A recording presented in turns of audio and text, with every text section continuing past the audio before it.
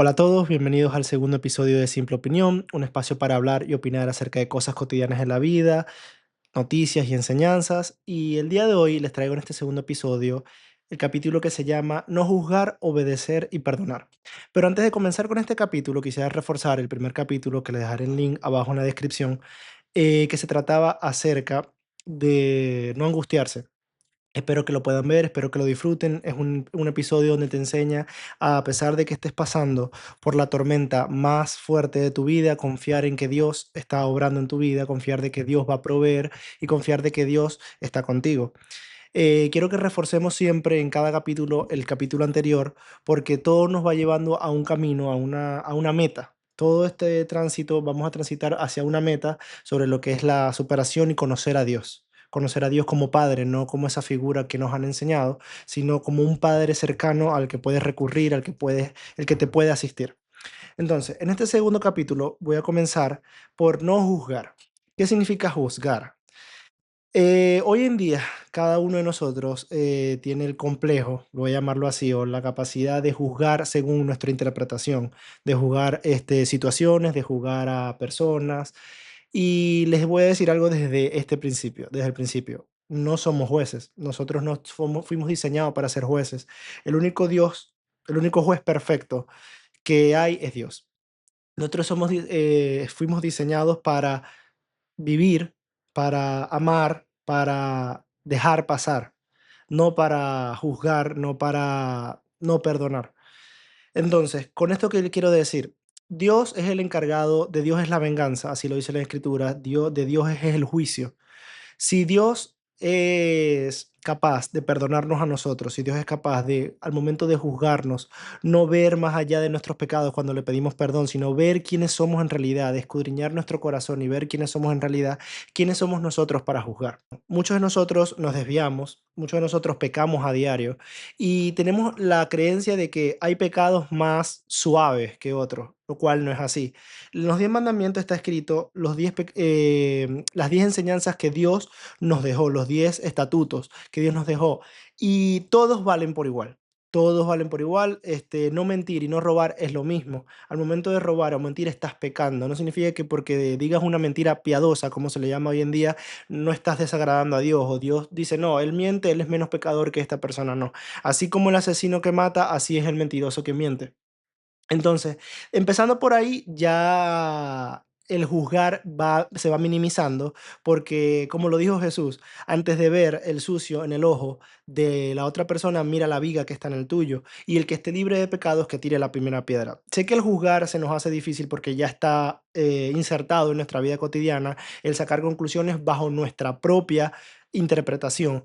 Pero hoy quiero enseñarles que a pesar de todo, nunca debemos juzgar a las demás personas. Siempre debemos confiar de que Dios está obrando, de que Dios tiene el control sobre todo y que de Él es la justicia y Él es el juez perfecto.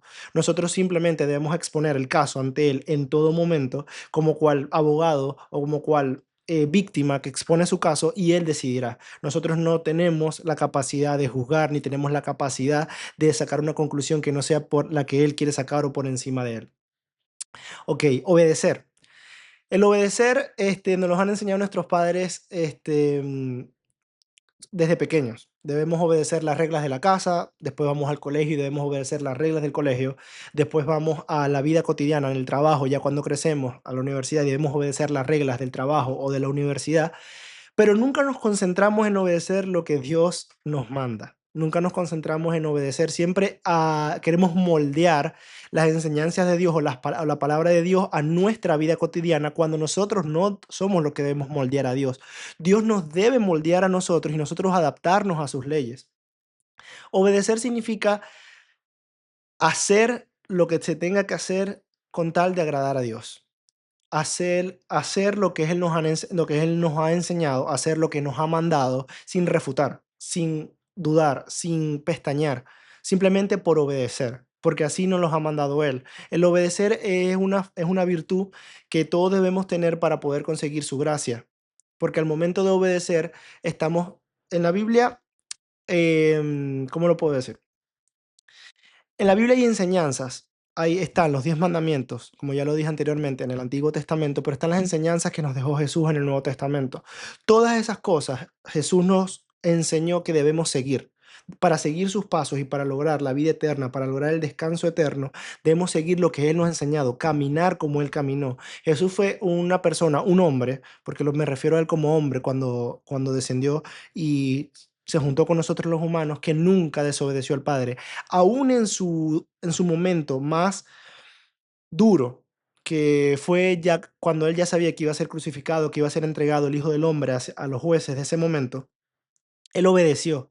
Él tuvo miedo, como todos nosotros, tuvo inseguridad, él quiso que ese trago amargo no beberse ese trago amargo, pero aún después de todo siempre lo último que decía y lo que regía su vida era que se haga tu voluntad. De eso se trata el obedecer a Dios, confiar en su voluntad, hacer su voluntad por encima de nuestro deseo. Y el perdonar. Perdonar es difícil. Perdonar no es tan sencillo. Perdonar es algo que Jesús nos dejó como encomienda de nosotros no somos quien para perdonar. Si nosotros mismos pecamos a diario, nosotros mismos fallamos a diario y buscamos el perdón del Padre, que aún Dios se molesta con nosotros, pero nos perdona como cual Padre. ¿Qué padre no perdonaría a su hijo si rompe un plato? ¿Qué padre no perdonaría a su hijo si dice una mentira? ¿Qué padre no perdonaría a su hijo si no hace la tarea y se pone a ver televisión? Igual lo perdona y al día siguiente ese padre no le va a negar la comida a su hijo, ese padre no va a abandonar a su hijo porque falló. Así debemos de ser nosotros. Nosotros debemos reflejar y amar al prójimo más que a nosotros mismos. Nosotros debemos amar a Dios sobre todas las cosas y amar a Dios significa perdonar, porque de nosotros no es la justicia. Entonces, perdonar no es, no, mira, me mentiste y ahora te voy a perdonar. Sí, eso es el principio, pero hay cosas más fuertes de las que también se puede perdonar. Y ustedes me dirán, yo no podría perdonar una infidelidad, yo no podría perdonar que alguien me agrediera o que alguien me robara o que alguien atentara o hablara mal de mí. ¿Por qué no? Si Dios te perdona cuando tú pecas, ¿por qué tú no podrías perdonar a tu hermano? Si ese es el segundo mandamiento que Jesús nos deja, amar a tu hermano sobre todas las cosas. ¿Qué no te gustaría a ti que te perdonaran cuando tú pidieras ese perdón, cuando tú te sintieras arrepentido? Tratemos como queremos ser tratados. Y aquí les traigo tres historias que hacen ejemplo del perdón y la gracia, de lo que es obedecer a Dios, de lo que es seguir sus estatutos y lo que es perdonar sobre todas las cosas, perdonar incluso a la familia, perdonar nuestras creencias, perdonar lo que somos y seguir los caminos de Jesús, que es lo que Él quería para nosotros, que nosotros podamos perdonar algo imperdonable, porque perdonar lo perdonable es relativamente fácil. Con el tiempo uno termina perdonando lo perdonable, pero perdonar lo imperdonable es donde está el reto. Y aún así Jesús, cuando estaba en esa cruz, cuando fue llevado, él pidió perdón por todos los fariseos y por todos los romanos que en ese momento lo estaban golpeando, que en ese momento lo estaban humillando, que en ese momento lo estaban maltratando. Él pidió perdón, clamó perdón y dijo, Dios, perdónalos porque no saben lo que hacen. Así te invito a ti hoy a perdonar porque tu hermano no sabe lo que hace. Muchas veces creemos, nacemos con la creencia o nacemos con unas costumbres que así fuimos diseñados, porque nuestros padres nos dieron tal vez una mala crianza, porque nos criamos en un ambiente del cual no conocemos otra cosa. Ahí es donde entra el no juzgar. Ahí es donde entra el no sé por lo que ha pasado esta persona, no sé qué ha tenido esta persona para llegar al punto de haberme dañado, de haberme cometido una falta o de haber dañado a otra persona. Entonces no voy a juzgar, todo comienza, no juzgaré, obedeceré los estatutos de Dios y perdonaré, porque así lo quiere el Padre. Entonces, en la primera historia les voy a traer la historia de José. José fue el hijo de Jacob. Jacob fue una de las primeras personas importantes en la Biblia y José fue su último hijo. Les voy a leer una pequeña historia, una pequeña introducción de quién fue José y después le explicaré por qué el perdón de José, la obediencia de José, lo llevó a ser una de las personas más importantes en su momento de Egipto. Dice así, Génesis 37. Jacob se estableció en la tierra de Canaán, donde su padre había residido como extranjero. Esa es la historia de Jacob y su familia. Cuando José tenía 17 años, apacentaba el rebaño junto a sus hermanos, los hijos de Bilhá y Silpa, que eran concubinas de su padre. El joven José solía informar a su padre de la mala fama que tenían estos hermanos suyos. Israel amaba a José más que a sus otros hijos, porque lo había tenido en su vejez. Por eso mandó que le confeccionaran una túnica muy elegante. Viendo sus hermanos que su padre amaba más a José que ellos, comenzaron a odiarlo y ni siquiera lo saludaban. Cierto día José tuvo un sueño y cuando se le contó a sus hermanos, estos le tuvieron más odio todavía, pues éste les dijo: Préstenme atención, que les voy a contar lo que he soñado. Resulta que estábamos todos nosotros en el campo atando gavillas. De pronto mi gavilla se levantó y quedó erguida mientras la de ustedes se juntaron alrededor de la mía y le hicieron reverencia. Sus hermanos replicaron: ¿De veras crees que vas a reinar sobre nosotros y que nos vas a someter? Y lo odiaron aún más por los sueños que él les contaba. Después José tuvo otro sueño y se lo contó a sus hermanos y les dijo: Tuve otro sueño, en el que veía el sol, la luna y 11 estrellas que me hacían reverencias. Cuando éste se lo contó a su padre y sus hermanos, su padre lo reprendió y le dijo: ¿Qué quieres decirnos con este sueño que has tenido? Le preguntó: ¿Acaso tu madre y tus hermanos y yo vendremos a hacerte reverencias? Sus hermanos le tenían envidia, pero su padre meditaba en todo esto. Todo comienza con unos sueños. José recibía sueños por la gracia de Dios. Dios le presentaba sueños a José y todo este es el comienzo de la historia de cómo Dios, a través de una tragedia, a través de lo que nosotros creemos que es algo malo, nos moldea, nos forja para construir su historia y él llevarse la gloria con sus hijos que lo obedecemos. Entonces, después de este suceso, José fue vendido. José fue traicionado por sus hermanos. Un día los hermanos de José estaban en el rebaño con las ovejas. Su padre lo mandó a que le informara dónde estaban sus hermanos y cómo estaban las ovejas. Y su hermano, al verlo llegar, idearon un plan para vender, para primero asesinar a José. Imagínense lo que es que tus hermanos primero te quieran asesinar. Simplemente por envidia, simplemente por ser el hijo, tal vez que tu padre te tiene más en consideración por ser el menor. Sus hermanos al final tomaron la decisión de no asesinarlo gracias a la intervención de uno de ellos, que fue Rubén, y José fue vendido como esclavo. José fue vendido como esclavo a un jefe militar de Egipto. Cuando José está en Egipto, José siempre tuvo la gracia de Dios. Siempre Dios acompañó a José porque José era muy obediente, José era muy correcto en todo lo que hacía. Y el militar que tenía a José en su casa se llamaba Potifar. Potifar, al ver que todo lo que hacía José era bueno, que todo lo que José tocaba prosperaba, todo lo que José hacía se convertía en bien, Potifar lo dejó a cargo de su casa, nombrándolo mayordomo en ese momento. José estaba a cargo de todo y Potifar nada más tenía que concentrarse en qué comer. Un día José recibe la tentación de la esposa de Potifar. La esposa de Potifar, al ver que José era un hombre buen mozo, que José era un hombre que gustaba a primera vista y que José era un hombre correcto, la esposa de Potifar le pidió acostarse con él. Potifar le encargó y le dejó a José todos sus bienes, toda la administración de su hogar, pero lo único que pedía a Potifar es que no tocara a su esposa. José, por ser un hombre correcto, resistió. Muchas veces le dijo a la señora que no quería acostarse con él, que él debía respetar a quien le habría brindado esa confianza y que él era un hombre correcto.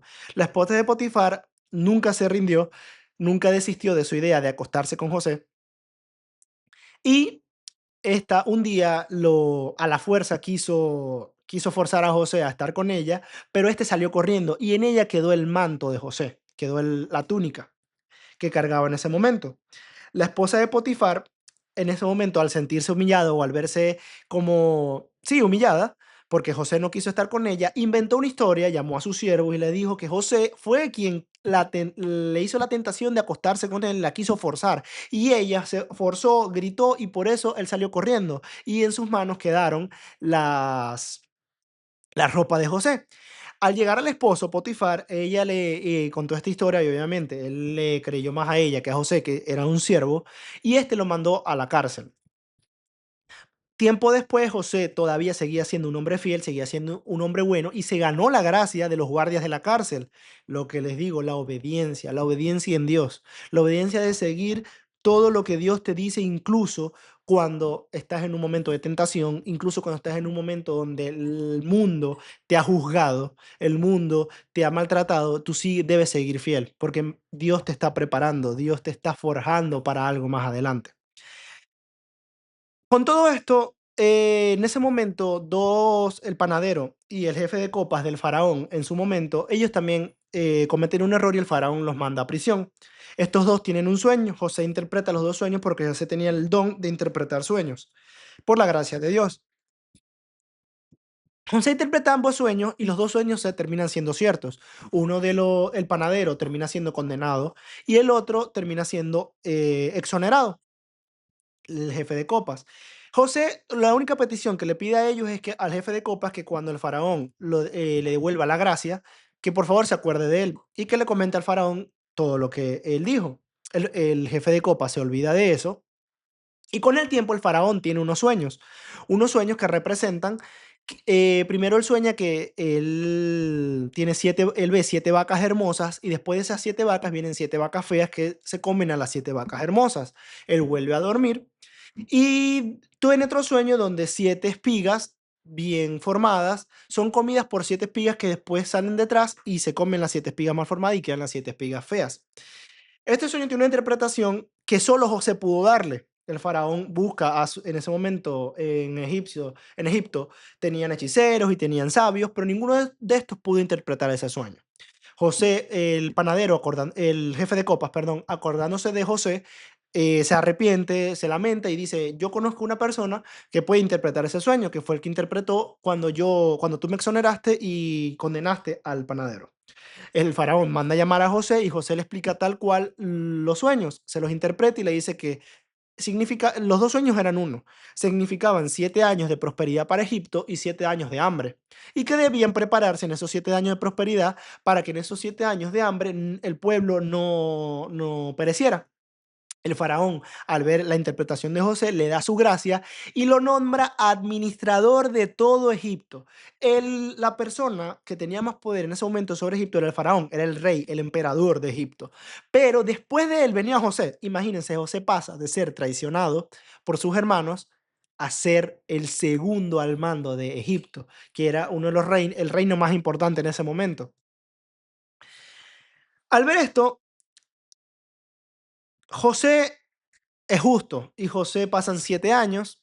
José vienen los 7 años de prosperidad, José empieza a recolectar la comida y un momento que la dejó de contar porque era tanta la comida que él cosechaba para los tiempos de austeridad que la dejó de contar. Llegaron los tiempos de austeridad y en todo el reino, no solo en Egipto, alrededor de Egipto, en los reinos, Canaán, donde se encontraba el padre de José con sus hermanos, también hubo hambre, también llegó el momento de sequía y también llegó el momento donde la dificultad era lo primordial.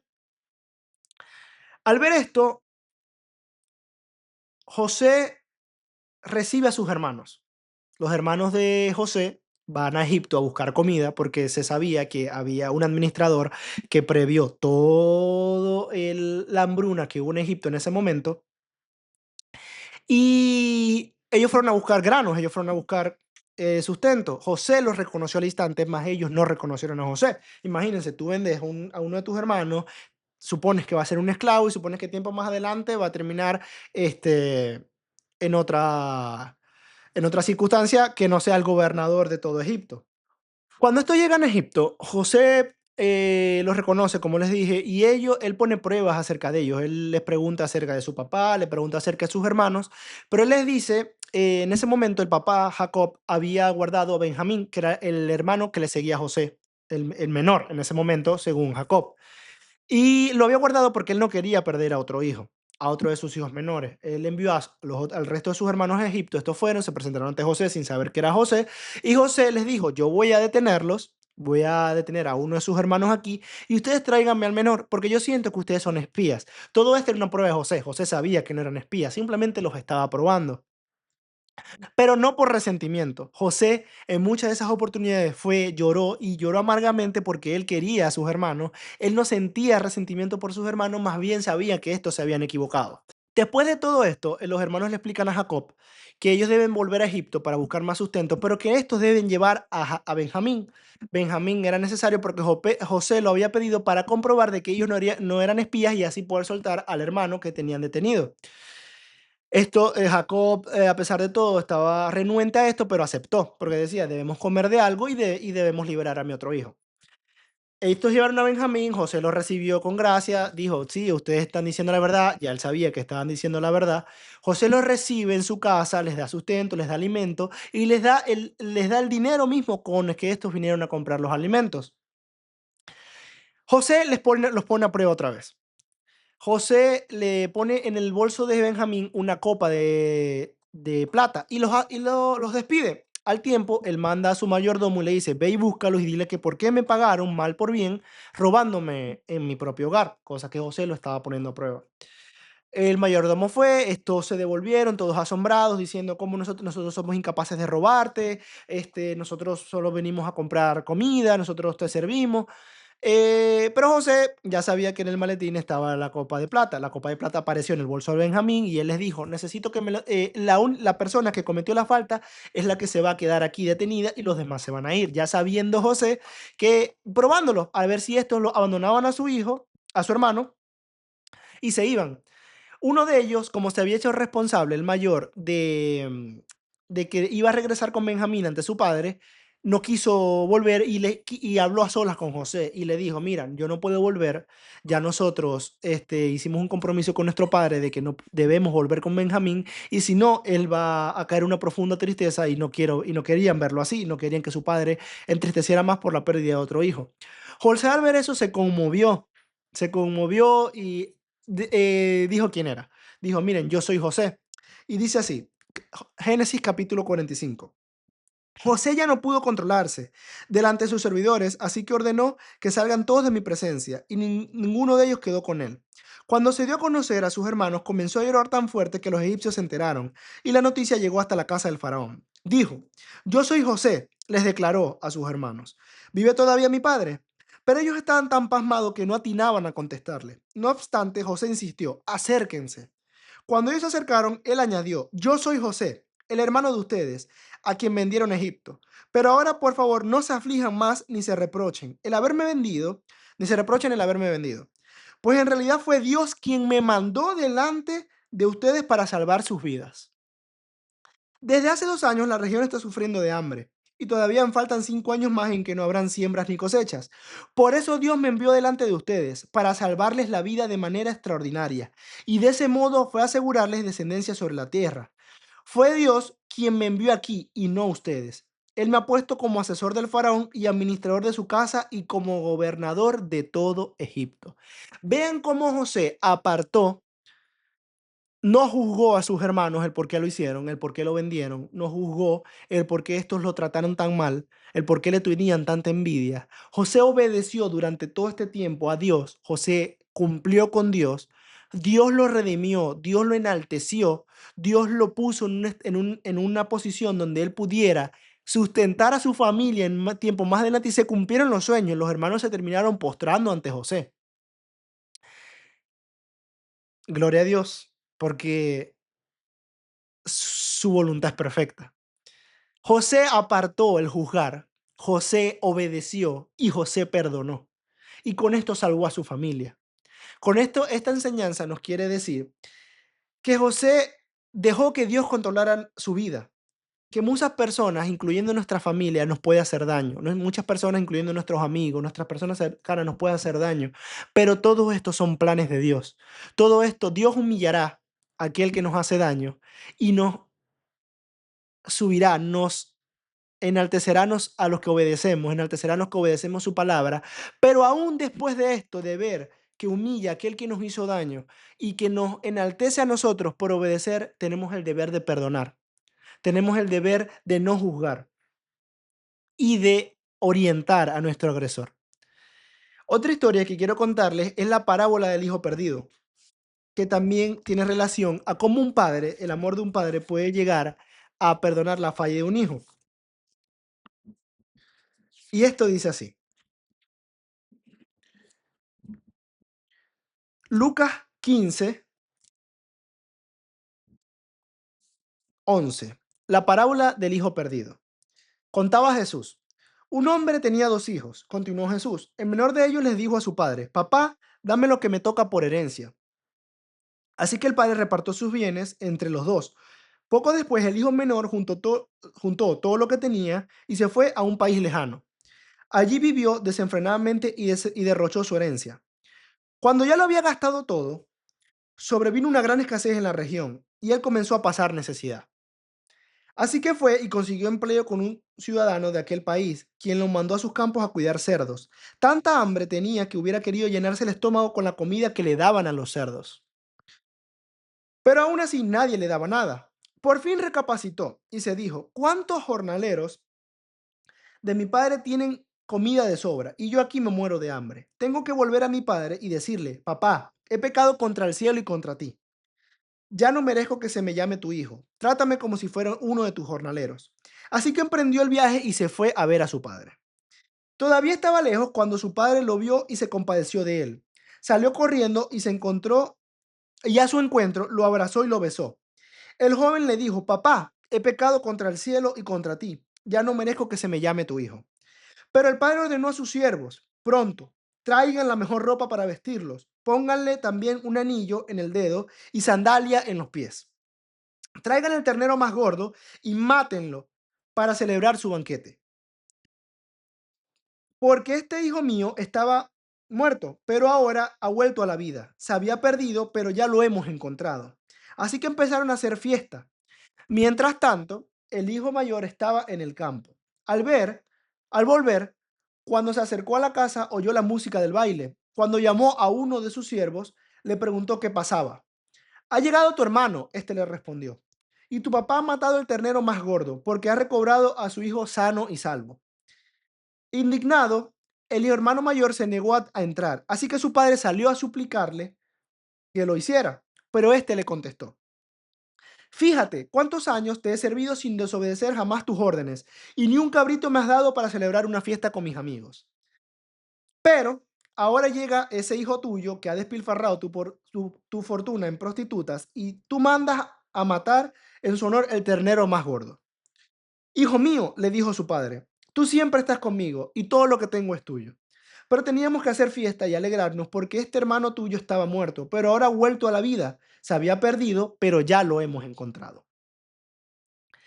La parábola del hijo quiere dar a entender cómo el amor de un padre, el amor de Dios para con sus hijos, aun cuando estos les dan la espalda, aun cuando estos no obedecen, aun cuando estos se pierden, reclaman la herencia de vida, la herencia de libre albedrío, y van al mundo y se pierden. Y aún el padre, con ese amor, los recibe después de tantas fallas. Pero también nos deja ver aquel hermano que decide no fallar, que decide obedecer a su padre, pero que después de esto decide juzgar. Después de esto decide que su hermano no es digno del perdón de su padre, que su hermano no es digno de la gracia de su padre. Y aquí es donde entra el no juzgarás. Aún nosotros no habiendo cometido crimen, aún nosotros no habiendo cometido pecado, no somos quienes para decidir a quién Dios perdona y a quién Dios no. Todos somos merecedores de la gracia de Jesús. Todos somos merecedores de su perdón. Está de costumbre decir, y es algo que les invito a no hacer. Miren, aquel que fue ladrón, miren cómo hoy va a la iglesia y busca a Dios. O miren aquella que tuvo 3 maridos, 4 maridos, miren cómo hoy busca la gracia de Jesús. O miren aquel que golpeaba a su esposa. Ahora miren cómo busca la gracia de Dios en la iglesia. No la merece. ¿Por qué no la va a merecer? ¿Quién eres tú para decir que aquella persona no es digna cuando Jesús se juntaba con recaudadores de impuestos, se juntaba con prostitutas, se juntaba con personas de mala calaña en su momento? Jesús no te juzga, Jesús te perdona. Y así nosotros debemos actuar. Si tu padre, que reciba al hermano con sus brazos abiertos y celebra que ya volvió a sus brazos, nosotros debemos celebrar el doble, porque cada oveja que vuelve al rebaño es una fiesta en el cielo. La tercera historia que quiero compartirles es la de la mujer impura. Y a Jesús no le importó quién era, de dónde venía o cuál era su historia. Pero esta mujer tuvo tanta fe de que fue sanada en el nombre de Yeshua. Y esta historia se encuentra en Marcos 5 24 al 34. Y dice así: Jesús se fue con él y lo seguía una gran multitud, la cual lo apretujaba. Había entre ellos una mujer que decía 12 años padecía de hemorragias. Había sufrido mucho a manos de varios médicos y se había gastado todo lo que tenía sin que le hubiera servido de nada, pero en vez de mejorar iba de mal en peor. Cuando oyó hablar de Jesús, se le acercó por detrás entre la gente y le tocó el manto. Pensaba, si logro tocar siquiera su ropa, quedaré sano. Al instante cesó su hemorragia y se dio cuenta de que su cuerpo había quedado libre de esa aflicción. Al momento también Jesús se dio cuenta de que él había salido, de él había salido poder y preguntó: ¿Quién me ha tocado la ropa? ¿Ves que te apretuja la gente?, le contestaron sus discípulos, y aún así preguntas: ¿Quién te tocó la ropa? Y él volvió y preguntó: ¿Quién me ha tocado? Pero Jesús seguía mirando a sus alrededores para ver quién lo había hecho. La mujer, sabiendo lo que había sucedido, se acercó temblando de miedo y arrojándose a sus pies, le confesó toda la verdad. Este dijo: Hija, tu fe te ha sanado. Le dijo: Vete en paz y queda sana de tu aflicción. Esta mujer sufría de hemorragias que no podía detener, ya muchas veces había buscado la solución en médicos, había buscado la solución en otras personas y no la había encontrado. En esos tiempos, una mujer que sufría hemorragia no podía ser tocada porque se tenía la creencia de que quedabas impuro, debías lavarte, no podías tocar a tu esposa por la sangre que esta mujer tenía. A Jesús no le importó. Esta mujer tuvo tanta fe que fue y tocó su manto, tocó un hilo de su ropa y quedó sanada.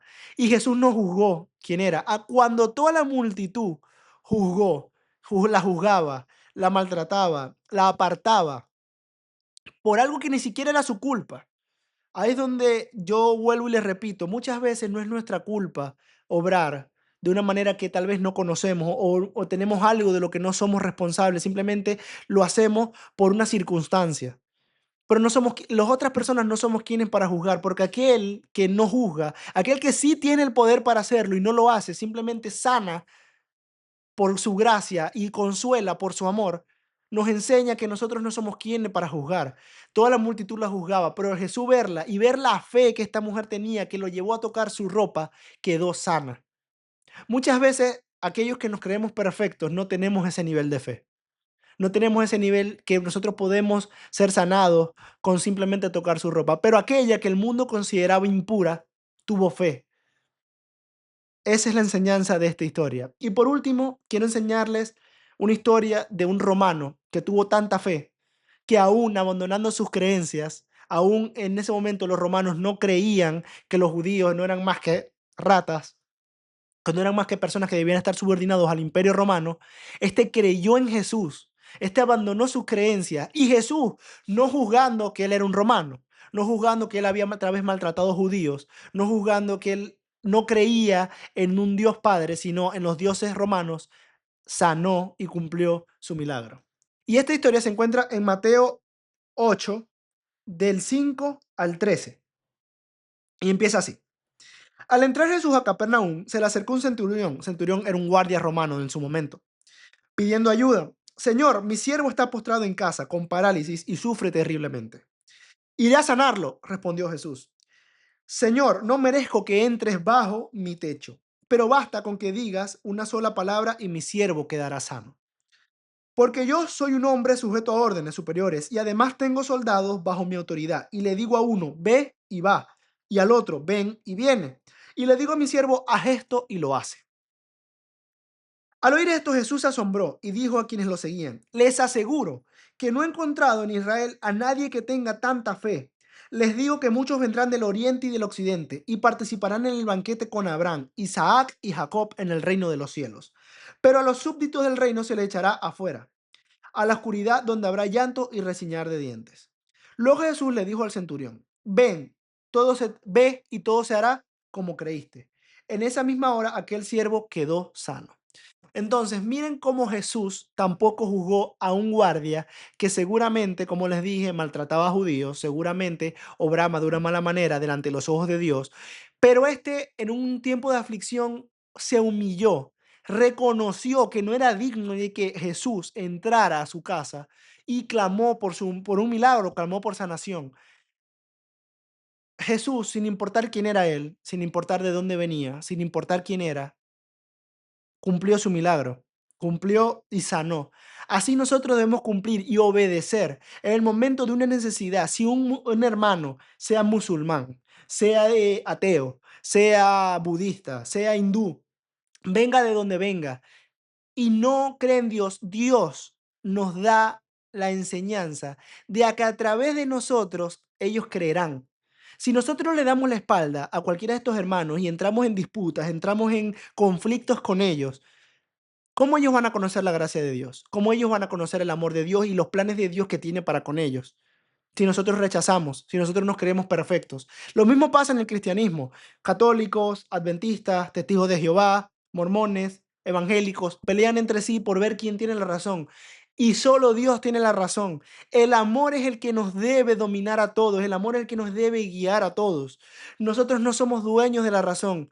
Simplemente debemos guiar. Si tu hermano en el momento sientes que está equivocado, enséñale a través del amor, enséñale a través de la compasión y la misericordia.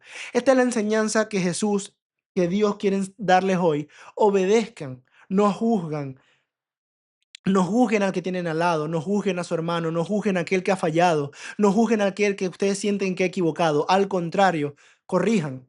Corrijan a través de la palabra, corrijan a través del amor, corrijan a través de las enseñanzas de Jesús, corrijan a través de los mandamientos.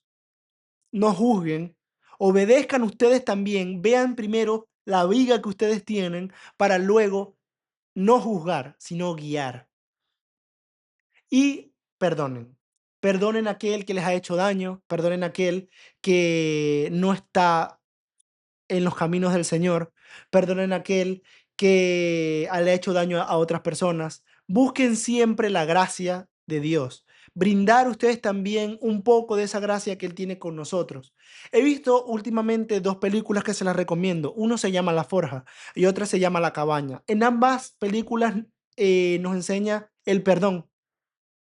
A pesar de todos los mensajes que tienen ambas películas, el perdón es el núcleo de ambas. Y ambas me dejaron con la boca abierta. En una, en La Cabaña, para no hacerles un spoiler, el hombre perdonó a aquel que le hizo daño, un daño imperdonable, que muchos dirían, yo jamás podría perdonar esto. Pero Dios lo llevó en una transformación, obró en él y este perdonó lo imperdonable. Lo mismo pasó a La Forja. Son casos relativamente distintos. Uno fue un accidente, el de La Forja, y otro fue un ensañamiento real, el de La Cabaña. Y en el de La Forja, este hombre que le hizo daño a la familia terminó siendo el mejor amigo de la familia. Y tú dices, si Dios perdona lo imperdonable y acerca a sus hijos y los recupera y los salva, ¿quién soy yo para no perdonar? Y la vida nos pone a prueba. El perdón no lleva a una relación. Muchas veces decimos, yo puedo perdonar, pero me siento mal por no llevar una relación con esa persona. Es verdad, muchas veces personas este, nos hacen daño y nosotros tenemos por obligación y por obediencia el deber de perdonar. Eso no significa que esa persona más adelante va a ser tu mejor amiga, esa persona no significa, pero el rencor no puede tomar nuestras vidas y sentir odio hacia esa persona. Simplemente guiarla, orar por ella y querer el mejor para esa persona, aún sin querer que esté tal vez cerca de nosotros, aún sin querer aún sin quererla de nuestro lado, igual no podemos desearle el mal. Igual tenemos que perdonar porque así el Señor nos perdona. Y si esa persona llegara a cambiar, si esa persona llegara a los caminos de Dios, nuestro deber es perdonarlo, guiarlo y acogerlo en nuestros brazos, porque así nos enseña Jesús. Que este mensaje llegue a todos ustedes, que Dios les bendiga, que practiquemos lo del capítulo anterior que va a aparecer aquí. Véanlo, no se angustien, les enseña a caminar en firmeza con Dios y que este nuevo capítulo les enseñe a combinar todo lo que les he dicho, no juzgar, obedecer al Padre, obedecer sus estatutos, obedecer sus mandamientos y sus enseñanzas y perdonar a aquel que hace lo imperdonable, perdonar a aquel que no nos cae bien y tratar de guiarlo. Que Dios los bendiga y los vea en un próximo capítulo.